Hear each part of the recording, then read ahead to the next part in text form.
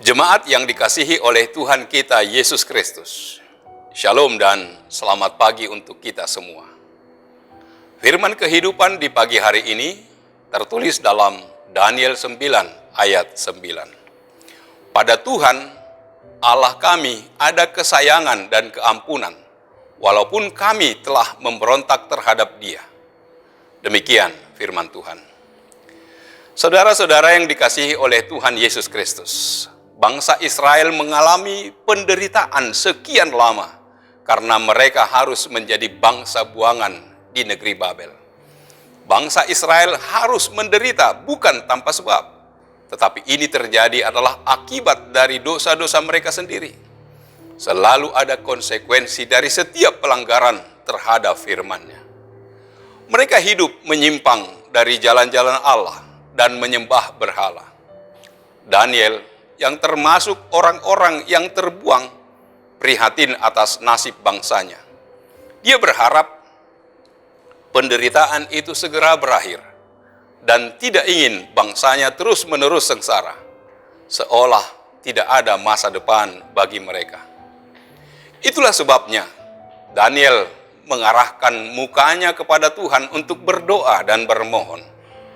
Ia menyadari betapa besarnya kesalahan yang diperbuat oleh bangsa Israel kepada Allah.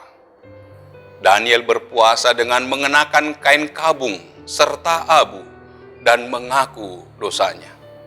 Selain itu, Daniel juga mewakili bangsanya, meminta pengampunan di hadapan Allah.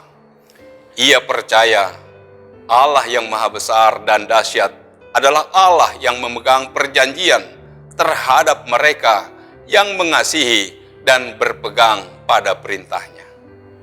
Dalam doa pengakuan dosanya, ada kata tunggal dan jamak. Daniel tidak hanya pakai kata aku, tetapi juga kami. Pengakuan dosanya bukan hanya untuk diri sendiri, tetapi juga untuk bangsanya. Istilah yang dipakai Daniel seperti raja-raja kami, pemimpin-pemimpin kami, bapak-bapak kami, dan segenap rakyat kami. Dalam doanya dikatakan, kami telah berbuat dosa dan salah. Kami telah berlaku fasik dan telah memberontak. Kami telah menyimpang dari perintah dan peraturan.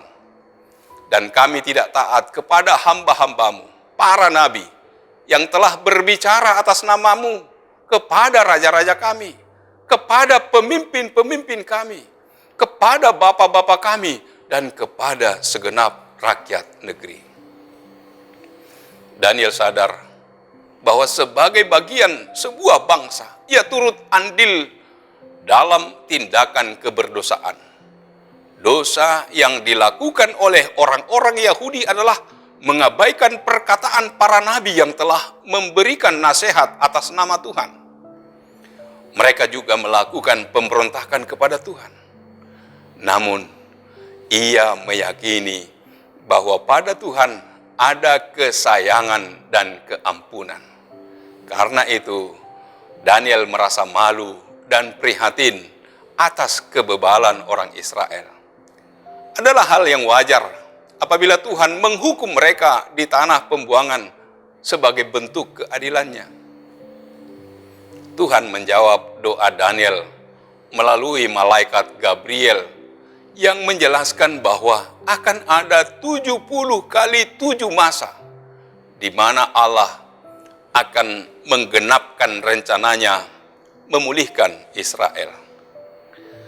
Adanya masa menunjukkan bahwa Allah sangat berdaulat terhadap kehidupan umatnya.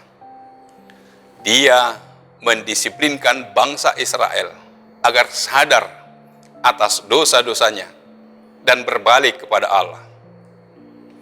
Mungkin situasi yang sama juga terjadi dan melanda kehidupan kita. Penderitaan datang silih berganti sehingga iman dan pengharapan kita menjadi luntur. Apakah Tuhan tidak peduli dan meninggalkan kita? Ada saatnya hal ini diizinkan Tuhan sebagai bagian dari proses pendewasaan iman. Juga agar kita selalu mengoreksi diri, apakah kita tidak lagi hidup dalam ketaatan. Oleh sebab itu, jangan pernah menyerah pada keadaan. Justru dalam kondisi sulit, kita harus terus mencari Dia, seperti yang dilakukan oleh Daniel. Syarat utama untuk mendapatkan pengampunan adalah pengakuan dosa. Mengaku dosa merupakan tindakan yang benar di mata Allah. Kalau hal itu dilakukan dengan kesadaran dan kerelaan hati, dan bukan sekedar formalitas sehari-hari sebagai suatu kebiasaan belaka, pengakuan dosa harus dilakukan dengan akal budi dan batinia. Karena itulah Allah akan memberikan pengampunan. Maukah kita mengaku dosa dan berbalik kepada Allah dengan hidup kudus? Allah menginginkan agar kita meninggalkan segala perbuatan kita yang tidak berkenan di hadapan-Nya. Berbaliklah kepada Allah dan hidup dalam kekudusan. Ia mengampuni segala dosa dan kesalahan kita. Kasih-Nya nyata di dalam diri Anak-Nya Yesus Kristus yang telah berkorban untuk kita di kayu salib, hanya untuk menebus dan menyelamatkan kita. Amin. Marilah kita berdoa. Allah Bapa di surga, terima kasih Tuhan atas firman-Mu yang telah menyapa kami. Mengingat keberdosaan umat Israel, ada kepedulian dari Daniel untuk berdoa bagi umatnya, menyampaikan segala penyesalan, segala dosa, dan perbuatan yang tidak berkenan di hadapan Tuhan. Semuanya dimohonkan kepada Tuhan. Mohon pengampunan.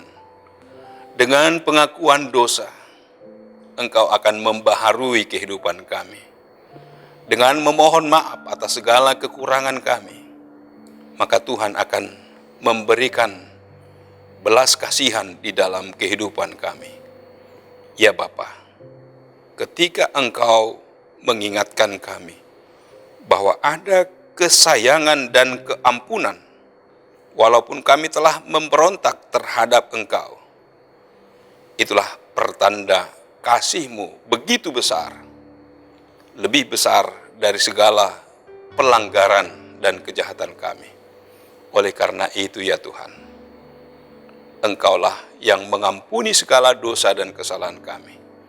Biarlah kami dalam penyertaan Tuhan senantiasa Engkau pelihara, Engkau kuduskan, dan kami dapat menyatakan kasih-Mu di dalam perjalanan kehidupan kami.